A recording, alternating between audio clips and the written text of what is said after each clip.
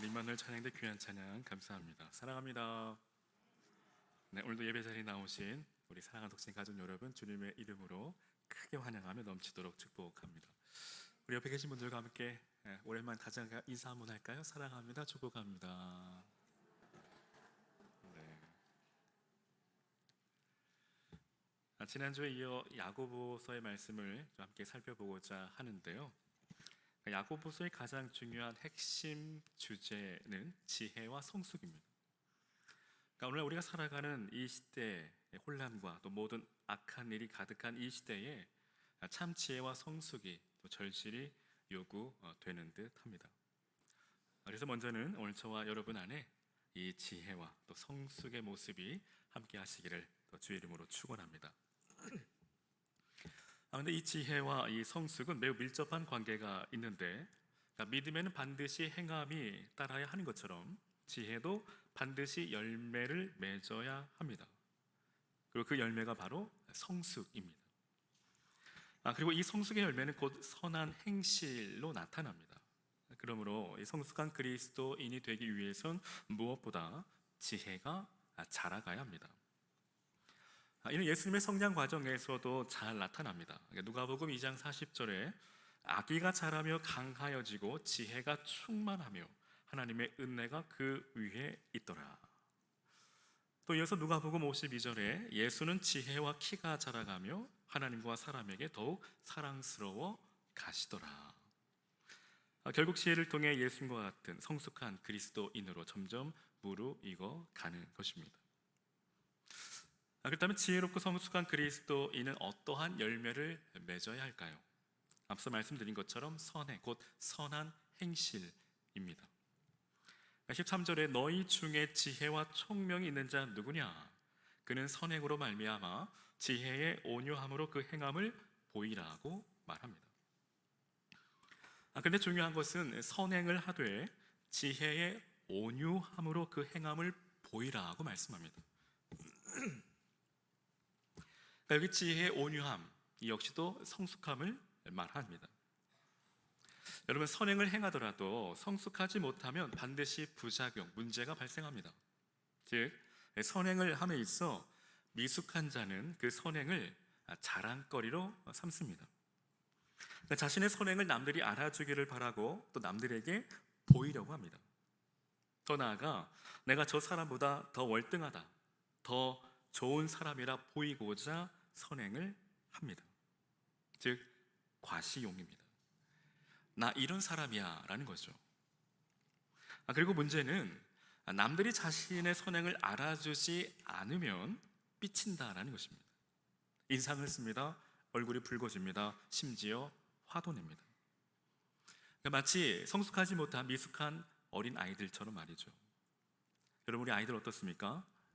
칭찬을 요구합니다. 칭찬하지 않으면 삐칩니다. 물론 칭찬해 줘야죠. 우리 아이들이 항상 어떠한 일을 행하고 항상 와서 말하는 것이 아빠 잘했지? 잘했지라는 말이에요. 근데 그 말을 하지 않아도 잘한 것을 알고 있고 또 칭찬해 주죠. 그런데 잘했지라는 그 말로 자신의 칭찬을 받기를 원한다는 것입니다. 근데 여러분, 문제는 칭찬을 받기 위해서 칭찬을 목적으로 선행을 한다는데 문제가 있다는 것입니다. 참으로 성숙하지 못한 모습이라 할 수 있죠. 즉 지혜의 온유함이 없는 선행은 성숙하지 못한 열매와 같습니다. 여러분, 성숙하지 못한 열매 먹을 수 없죠. 기쁨을 주지 못합니다. 오히려 자신은 물론이거니와 다른 사람들로 하여금 감정을 상하게 하고 또 상처를 주기도 합니다. 하지만 이와 반대로 지혜의 온유함이 있는 사람, 그 성숙한 사람은 주위 사람들의 시선을 전혀 의식하지 않습니다. 즉 남들이 알아주던 알아주지 않던 전혀 상관하지 않는다라는 것이죠. 인정해주던 인정해주지 않던 전혀 상관없습니다. 남들이 뭐라 하던 신경 쓰지 않습니다. 그저 온유함으로, 겸손함으로 선행을 베풉니다. 마치 벼가 익을수록 고개를 숙이는 것처럼 말이죠. 이것이 곧 지혜의 온유함을 통해 나타내는 성숙의 열매입니다. 그리고 이 성숙의 열매는 오늘 우리로 하여금 또 모든 사람들로 하여금 기쁨을 주고 또 감동을 줍니다. 그러니까 지난주에도 이 식당 공사로 인해 많은 분들이 또 구슬땀을 흘리며 많은 수고를 해주셨는데, 어제도 우리 몇몇 장로님들과 우리 젊은 안수 집사님들 그리고 우리 관리 집사님께서 하루 온종일 얼마나 많은 고생과 수고를 하셨는지 모릅니다. 비록 힘이 들고 어렵지만 또 그 황금 같은 주말 시간을 또 교회를 위해 희생하고 헌신하는 그 귀한 모습들, 남들이 알아주든 알아주지 않던 전혀 상관하지 않고 정말 교회를 사랑하는 마음으로 헌신하는 그 모습들이 너무도 귀했습니다. 그리고 너무도 감사했습니다. 어쩌면 이것이 바로 지혜의 온유함을 통해 나타나는 선행, 참으로 성숙한 모습이라 할 수 있겠죠. 근데 여러분, 만일 일을 하면서도 괜히 나왔어, 왜 나만 나와서 이렇게 힘든 일을 해야 하지? 라고 하며 그 마음에 짜증과 불평과 불만이 가득한 채로 투정하며 일을 한다고 한다면, 물론 그 선행 역시 또 귀하지만 성숙한 모습이라고는 할 수 없겠죠. 오히려 그 선행이 부작용으로 나타나 시기와 다툼으로 번질 수 있습니다. 죄송하지만 그러한 선행은 안 하느니만 못합니다. 그러므로 여러분, 우리가 선한 열매를 맺기 위해서 무엇보다 마음이 중요합니다. 그러니까 어떤 마음에서 시작하느냐가 중요합니다. 그러니까 모든 것이 마음에서부터 시작되기 때문이죠. 마태복음 15장 18절에 입에서 나오는 것들은 마음에서 나오나니 이러한 것들이야말로 사람을 더럽게 한다라고 말씀합니다. 이 야고보 사도 역시도 14절에 그러나 너희 마음속에 독한 시기와 다툼이 있으면 자랑하지 말라, 진리를 거슬러 거짓말하지 말라고 말씀합니다. 시기도 나쁜 것이지만 독한 시기는 더욱 나쁩니다. 그 이유는 독한 마음에서 독한 시기가 나오고 독한 언어와 행실이 나오기 때문이죠. 그리고 그 독이 다른 사람을 죽이기 전 자신을 먼저 죽이기 때문입니다. 그 독한 시기와 독한 말을 경계해야 할 이유가 바로 여기에 있다라는 것이죠. 앞선 8절에서도 혀는 능히 길들일 사람이 없나니 쉬지 아니하는 악이요 죽이는 독이 가득한 것이라고 말씀합니다. 즉 우리의 혀 그리고 우리의 말에 매우 치명적인 독성이 있음을 경고합니다. 여러분, 혹 이 자리에 뱀에게 물려보신 분 계신가요? 저는 없는데, 여러분, 독사에게 물리면 제일 무서운 것이 피가 굳는 것이라고 합니다. 그러니까 피가 서서히 굳어 나중에 그 심장을 멈추게 한다고 합니다. 그런데 여러분, 인류 최초의 조상인 아담과 하와가 뱀에게 물리고 말았습니다. 그리고 그 뱀의 독성은 매우 치명적으로 온 인류를 죄와 사망 가운데 처하게 했습니다. 그런데 여러분, 웬 은혜이고 웬 사랑입니까? 예수님께서 그 치명적인 독인 이 죄와 사망을 제거해 주시고 또 치료해 주시기 위해 이 땅에 친히 오셨다라는 것입니다. 즉 우리 주님의 그 십자가의 그 보혈이 우리를 다시 살리셨습니다. 믿으시면 아멘. 그런데 문제는 여전히 우리 안에 독성이 남아있다라는 것입니다. 즉 죄의 본성입니다. 그리고 그 죄의 본성의 본질은 자기 스스로 하나님이 되고자 하는 교만한 마음입니다. 여러분, 세상 사람들이 왜 복음을 거부할까요? 왜 예수를 믿지 않을까요? 그 모든 것이 바로 그 마음에 하나님과 같이 되고자 하는 교만함 때문입니다. 이는 우리가 육체를 지니고 있는 한 이 독성, 이 죄의 본성은 여전히 남아서 우리를 끊임없이 괴롭힙니다. 그리고 고통스럽게 합니다. 중요한 사실은 이 죄의 본성이 오늘 우리의 마음에서부터 비롯된다라는 것이죠. 가장 중요한 것은 마음입니다. 그러니까 모든 것이 마음 먹기에 달려있듯 마음에서부터 선한 열매를 맺기도 하고 악한 열매를 맺기도 합니다. 예수님께서도 마태복음 22장 37절에 내 마음을 다하고 목숨을 다하고 뜻을 다하여 주 너희 하나님을 사랑하라 하셨으니 이것이 크고 첫째 되는 계명이라고 말씀하시죠. 즉 크고 첫째 되는 계명, 그 첫 번째가 바로 마음입니다. 사도 바울 역시도 로마서 12장 2절에 너희는 이 세대를 본받지 말고 오직 오직 마음을 새롭게 함으로 변화를 받아 하나님의 선하시고 기뻐하시고 온전하신 뜻이 무엇인지를 분별하라고 권면합니다. 사도 바울은 그리스도인의 변화된 삶에 대해 가장 먼저 언급하는 것은 오직 마음이라고까지 말합니다. 사랑하는 여러분, 마음이 먼저입니다. 사실 마음이 없어서 그렇지 마음만 있으면 목숨을 다하여 또 원수까지도 사랑할 수 있습니다. 참고로 이 사랑의 원자탄으로 유명한 이 손양원 목사님 일화를 여러분 다 아시죠? 그러니까 자신의 두 아들을 죽인 살인자를 자신의 양 아들로 삼아 그를 살렸습니다. 제가 이번 한목회 목회 코칭 세미나에 다녀왔는데 그 가운데 애양원을 방문했습니다. 거기에 손양호 목사님 기념관이 있는데 오늘 그곳에 손양호 목사님께서 쓰신 예수 중독자라는 짧은 글을 보게 되었는데 이제 여러분께 잠시 소개해드리고 싶습니다. 한번 잘 들어보십시오. 제목 예수 중독자. 나 예수 중독자가 되어야 하겠다. 술 중독자는 술로만 살다가 술로 인해 죽게 되는 것이고 아편 중독자는 아편으로 살다가 아편으로 인해 죽게 되나니 우리도 예수 중독자 되어 예수로 살다가 예수로 죽자. 우리의 전 생활과 생명을 주님 위에 살면 주같이 부활된다. 주의 종이니 주만 위에 일하는 자 되고 내 일 되지 않게 하자.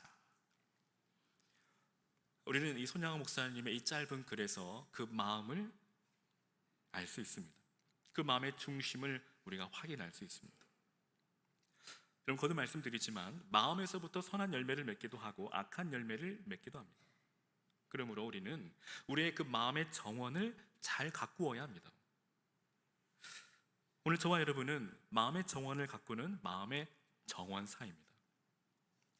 우리 마음의 정원에 이 선한 열매가 가득하기 위해서는 먼저 나무의 기운을 막는 잡초가 자라지 못하도록 해야 하겠죠. 여러분 잡초는 나무의 생명을 약하게 하고 풍성한 열매를 맺지 못하도록 독을 심습니다. 근데 그 잡초는 바로 원래 우리 안에 있는 이 독한 시기와 다툼이라고 말합니다. 여러분 지혜롭지 못한 사람은 시기와 다툼의 열매를 맺으며 그 결과는 오늘 16절에 시기와 다툼이 있는 곳에는 혼란과 모든 악한 일이 있음이라고 말합니다. 즉 지혜롭지 못한 그 삶의 그 주변에 항상 혼란과 모든 악한 일이 가득하다라는 것입니다. 그리고 그 지혜의 정체는 귀신의 꽃이라고 말합니다. 그러므로 오늘 저와 여러분, 오늘 우리 삶의 선한 열매를 맺기 위해서는 오늘 위로부터 임하는 하나님의 지혜를 추구해야 합니다. 그리고 그 지혜로 우리의 마음의 정원을 잘 가꾸어야 합니다. 여러분 정원사 역할은 정원을 잘 돌보는 것이죠. 즉 잡초만 뽑는 것이 아니라 좋은 씨앗을 심고 또 정원의 식물들이 잘 자랄 수 있도록 좋은 환경들을 만들어 주어야 합니다. 또한 때를 따라서 필요한 것을 공급해 주어야 하죠. 그렇다면 여러분 우리 마음의 정원을 어떻게 가꾸어야 할까요? 즉 우리 마음의 정원을 무엇으로 심어야 할까요? 오늘 17절과 18절입니다. 오직 위로부터 난 지혜는 첫째 성결하고 다음에 화평하고 관용하고 양순하며 국률과 선한 열매가 가득하고 편견과 거짓이 없다라고 말씀합니다. 즉 우리 마음의 정원에 심어야 할 그 위로부터 난 지혜는 첫째 성결입니다. 그러니까 성결이란 말 그대로 진실하며 깨끗한 것을 말하죠. 즉 두 마음을 품지 않는 것입니다. 정한 마음, 정결한 마음입니다. 둘째는 화평입니다. 그러니까 화평이란 이 다른 사람과의 관계 속에 평화를 누리는 것이죠. 그러니까 시기하거나 다투지 않습니다. 셋째 관용입니다. 관용이란 다른 사람의 잘못이나 죄를 정당화시키지 않으면서도 그 사람을 용납하는 것입니다. 불쌍히 여기며 품어주는 것이죠. 그러니까 상대방의 위치에 서서 그 마음을 헤아리는 것입니다. 넷째 양순입니다. 양순은 다른 사람의 의견을 존중하며 또 다른 사람의 좋은 뜻과 함께 하려는 마음이죠. 다섯째는 긍휼입니다. 긍휼이란 불쌍히 여기는 마음이죠. 이는 우리를 가해한 사람들에게 마땅히 행해야 할 것들을 행하지 않는 것이죠. 즉 보복하지 않으며 오히려 사랑과 동정을 베푸는 것입니다. 그리고 남의 실수를 강조하지 않고 용서하는 것, 이것이 바로 긍휼입니다. 여섯째는 공평입니다. 그러니까 편견이 없다라는 것은 공평하다, 또 일정하다라는 것인데, 그러니까 상황에 따라서 기준이 바뀌지 않고 또 사람을 외모로 취하지 않는 것이죠. 내로남불, 내가 하면 로맨스, 남이 하면 불륜. 상황에 따라 기준이 바뀌지 않는 것입니다. 않아야 하죠. 그러니까 일곱째는 진실입니다. 그러니까 거짓이 없다라는 말은 진실하다라는 것이죠. 즉 가면을 쓰지 않는 것을 의미합니다. 두 얼굴을 하지 않는 것입니다.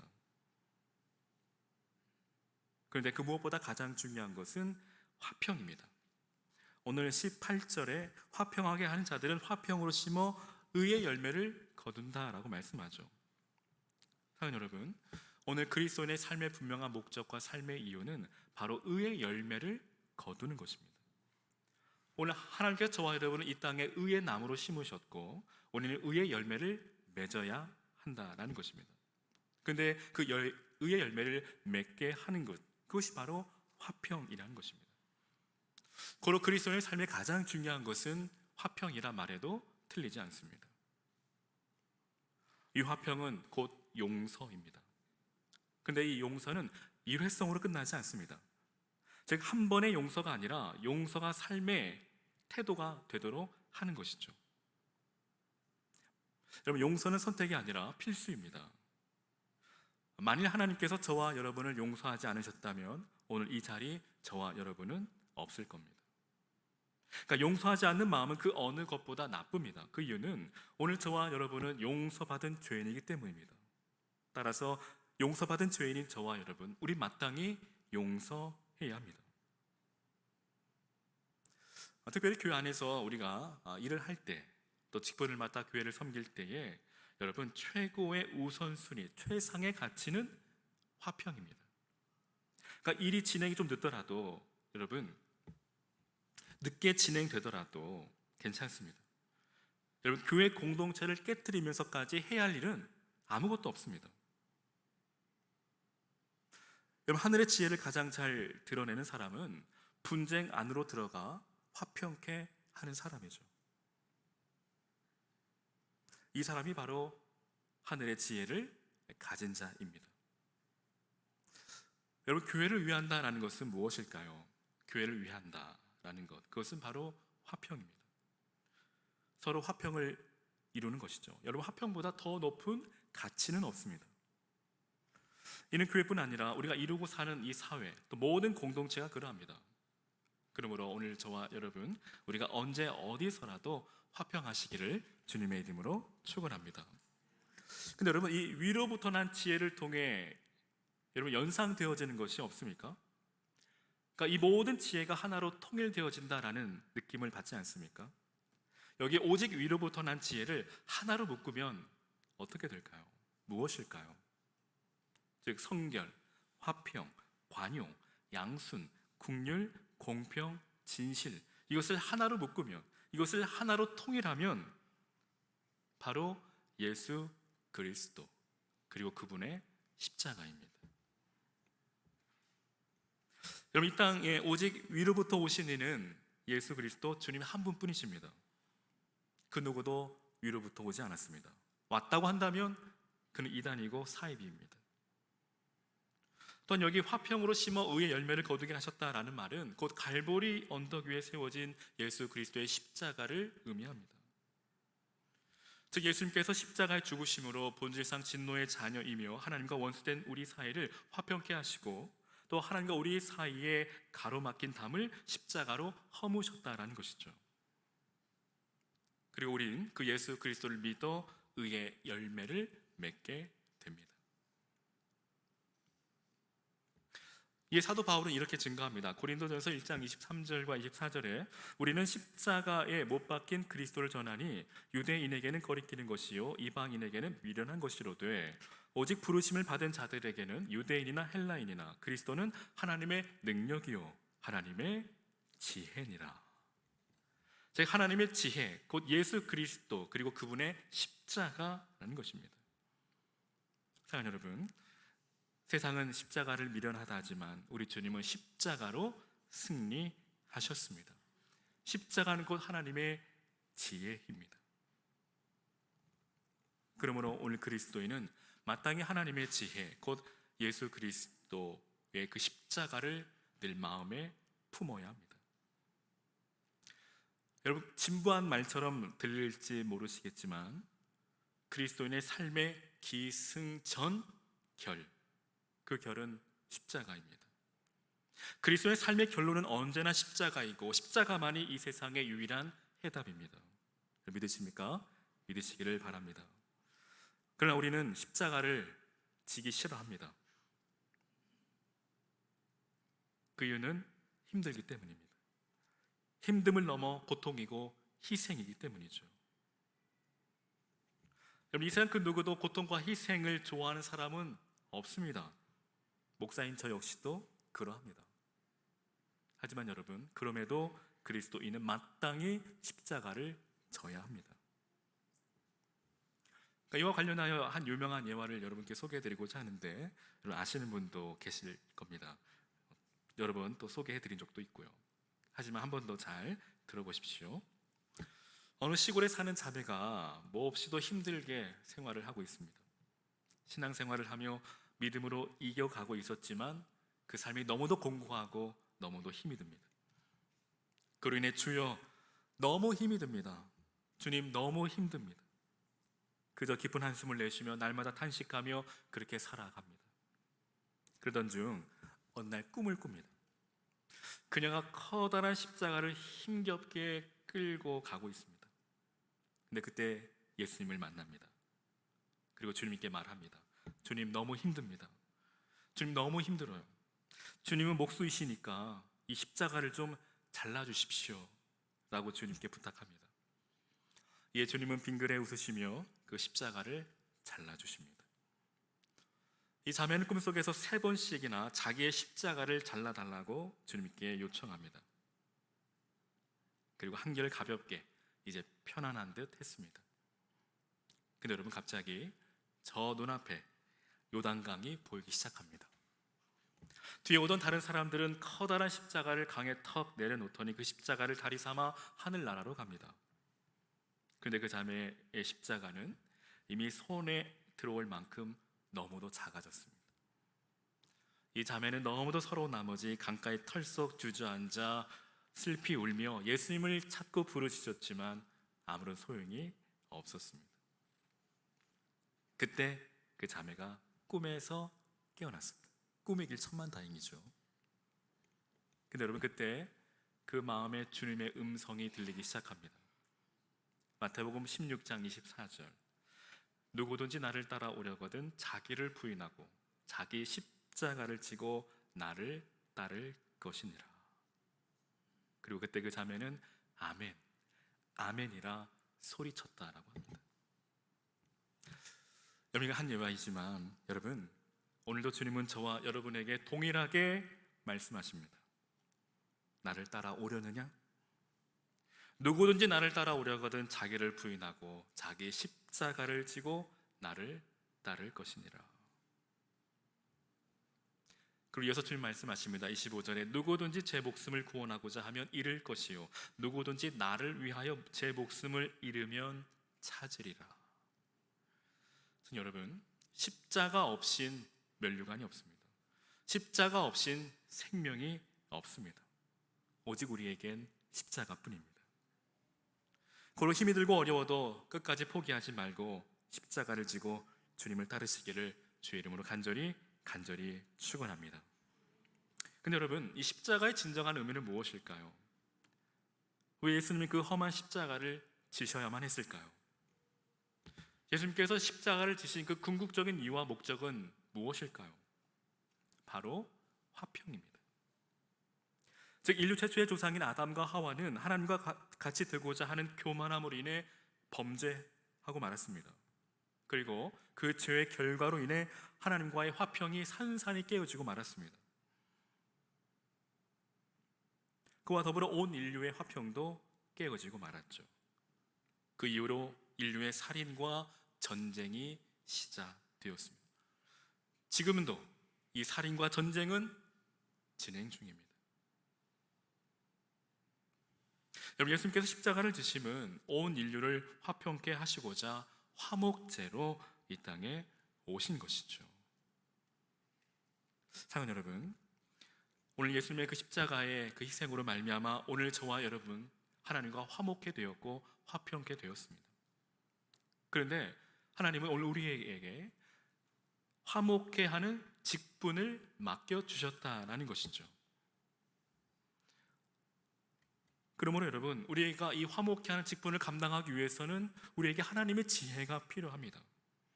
그 하나님의 지혜는 무엇입니까? 바로 예수 그리스도, 그리고 그분의 십자가입니다. 여러분, 우리가 하나님의 맡겨준 이 사명, 이 화목케 하는 직책, 이 직분을 감당할 때에 오늘 우리에게 주신 놀라운 은혜와 축복이 있습니다. 무엇일까요? 예수께서 마태복음 5장 9절 산상수훈에서 말씀하시기를 화평케 하는 자들은 복이 있나니 하나님의 아들이라 일컬음을 받을 것이며. 오늘 저와 여러분, 우리 이 땅에서 우리에게 맡겨주신 이 화목케 하는, 이 화평케 하는 이 직분을 믿음으로 잘 감당하여 하나님의 아들이라 일컬음을 받는 축복의 삶이 되시기를 주의 이름으로 축원합니다. 이를 위해서 우리는 주님의 십자가를 붙들어야 합니다. 주님의 그 십자가를 우리 마음에 세워야 합니다. 제우 승리 얻기까지, 빛난 멸류관 받기까지 오늘 저와 여러분 하나님의 지혜, 그 예수 그리스도 그리고 그분의 십자가를 끝까지 단단히 붙드시기를 주의 이름으로 간절히 축원합니다. 이제 말씀 마치려 합니다. 사랑하는 여러분, 어디를 가든 이런 사람들 꼭 있죠. 바로 똑똑한 사람들이 있기 마련입니다. 그 가운데는 진짜 똑똑한 사람이 있는가 하면 헛똑똑, 즉 나 잘난 사람들이 있습니다. 여러분, 이런 사람들이 많으면 많을수록 그 모임은 어떻게 될까요? 시끄럽죠. 다툼이 끊이진 않습니다. 결국 그 모임은 파행으로 치닫고 그 공동체는 깨어지고 맙니다. 문을 닫습니다. 끝입니다. 오늘 그 안타까운 그 현장, 그 증거가 바로 오늘 우리나라의 국회가 아닐까 싶어요. 여러분, 그곳에 아주 똑똑한 사람들이 많이 있습니다. 근데 왜 이렇게 시끄러울까요? 바로 나 잘난 사람들이 많기 때문입니다. 국회를 바라보면 안타까움을 넘어 심히 염려가 됩니다. 기도가 절로 나옵니다. 여러분, 이 말씀은 안 드리려고 했는데요. 여러분, 그런데 오늘날 한국 교회도 별반 다르지 않습니다. 여러분, 조용한 교회가 별로 없습니다. 찾기 힘듭니다. 여러분, 싸우지만 않아도 교회는 저절로 부흥하는 것이 오늘날 현실입니다. 참으로 안타까운 것은 참 지도자의 모습을 찾아보기 매우 힘들고 진정한 어른의 모습을 찾아보기 쉽지 않다라는 것입니다. 여러분, 높은 지위에 있다 해서 다 지도자가 아닙니다. 죄송합니다. 나이가 많다고 다 어른이 아닙니다. 참 지도자, 진정한 어른은 누구일까요? 바로 지혜로운 사람입니다. 성숙한 사람입니다. 하나님의 지혜가 있는 사람이죠. 참으로 지혜로운 사람이 많아질 때 우리 사회는 더 살기 좋아지고 더 아름답게 변화될 것입니다. 특별히 오늘 저와 여러분 모두가 참으로 지혜로운 사람, 위로부터 오는 하늘의 지혜, 그 지혜를 얻어 참으로 성숙한 그리스도인이 되므로 오늘 저와 여러분의 그 삶과 가정과 교회가, 우리가 속한 모든 공동체가 더욱더 건강하고 또 아름답고 행복하게 세워져 갈 수 있기를 주님의 이름으로 간절히 축원합니다. 아멘. 함께 시작 우리 기도의 자리로 나아가기 원합니다. 사랑하는 여러분, 주신 말씀 우리가 기억하며 함께 기도하실 때에 오늘 우리에게 하나님의 지혜가 필요합니다. 이 전쟁과 또 다툼이 끊이지 않는 이 시대 가운데 오늘 우리 가운데 하나님의 지혜가 너무 필요합니다. 그 하나님의 지혜는 바로 우리 주 예수 그리스도 그리고 그분의 십자가입니다.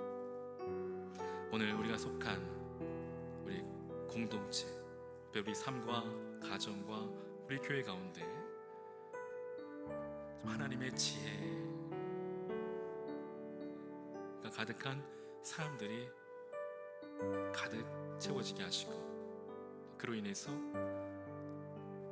정말 이 땅에 하나님의 나라가 온전히 세워질 수 있도록, 또 주님께서 우리에게 주신 또 화평케 하고 화목케 하는 이 직책을 더 믿음으로 잘 감당할 수 있도록, 오늘 우리 가운데 하나님의 지혜, 위로부터 오는 하늘의 지혜를 우리 가운데 주님 허락해 주십시오. 그 지혜는 오직 예수 그리스도 그분의 십자가임을 알고, 우리가 주님의 십자가를 마음에 새기고, 또 우리 삶에 예수님의 그 십자가의 흔적이 남는 또 믿음의 삶을 우리가 온전히 살아갈 수 있도록 하나님 함께 해주십시오. 우리 함께 이 시간 우리 간절히 사모함으로 주여 한번 부르고 함께 합시다. 기도의 자리로 함께 나아갑니다. 주여, 살아계신 하나님 아버지, 혼란과 또 모든 악이 가득한 이 세대 가운데 하나님, 주님께서 우리를 택하시고 부르셔서 하나님 이 땅에 하나님의 화평을 전하고 또 화목케 하는 그 직책을 또 감당케 하신 하나님, 하나님 아버지, 오늘 우리 가운데 하나님의 지혜, 위로부터 오는 하늘의 지혜를 우리 가운데 허락해 주셔서 하나님, 우리에게 맡겨주신 이 직책을 믿음으로 잘 감당케 하시고, 또 이 땅에 하나님의 나라를 온전히 세워가게 하옵소서. 이를 위해 하나님 아버지, 우리 주 예수 그리스도 또 주님의 그 십자가 단단히 붙들게 하여 주시고, 하나님 그 주님의 그 십자가 우리 마음에 새기게 하시고, 우리의 삶에 예수님의 그 십자가의 흔적이 남게 하셔서 우리가 머무는 그 삶의 현장에, 우리가 속한 그 공동체 가운데 하나님의 나라가 또 화평이 이루어지게 하시고, 하나님 맡겨진 화목의 그 직책을, 그 직분을 믿음으로 잘 감당할 수 있도록 은혜 내려 주시옵소서. 하나님 아버지, 주님 함께하여 주십시오. 우리 가운데 하늘의 지혜, 오직 예수 그리스도 주님의 십자가로 하나님 충만하게 하시옵소서. 지구 승리하기까지 빛난 면류관 받기까지 주의 십자가 단단히 붙들게 하시고 마침내 승리케 하시옵소서. 주님 함께하여 주십시오. 감사드리며 살아계신 우리 주 예수님의 이름으로 기도하옵나이다. 아멘. 살아계신 하나님 아버지, 혼란과 또 모든 악이 가득한 이 시대 가운데 주께서 우리를 또 화목케 하는, 또 화평케 하는 또 직책을 맡겨주시고 또 귀한 사명 맡겨주시니 감사합니다. 하나님, 우리의 삶을 통해 이 땅에 하나님의 화평이 이루어지게 하시고 또 하나님의 나라가 온전히 세워지게 하옵소서. 이를 위해 우리 모두에게 하늘의 지혜, 위로부터 오는 하늘의 지혜를 허락하여 주십시오. 오직 예수 그리스도 또 그분의 십자가 단단히 붙들게 하여 주시고, 주님, 우리 삶에 예수님의 그 십자가의 흔적이 남게 하옵소서. 그래 우리가 속한 우리 모든 공동체, 또 우리 삶 가운데 하나님의 화평이 이루어지게 하시고 또 하나님의 나라가 더욱 든든히 세워져 갈 수 있도록 은혜 내려 주옵소서. 감사드리며 예수님의 이름으로 기도하옵나이다.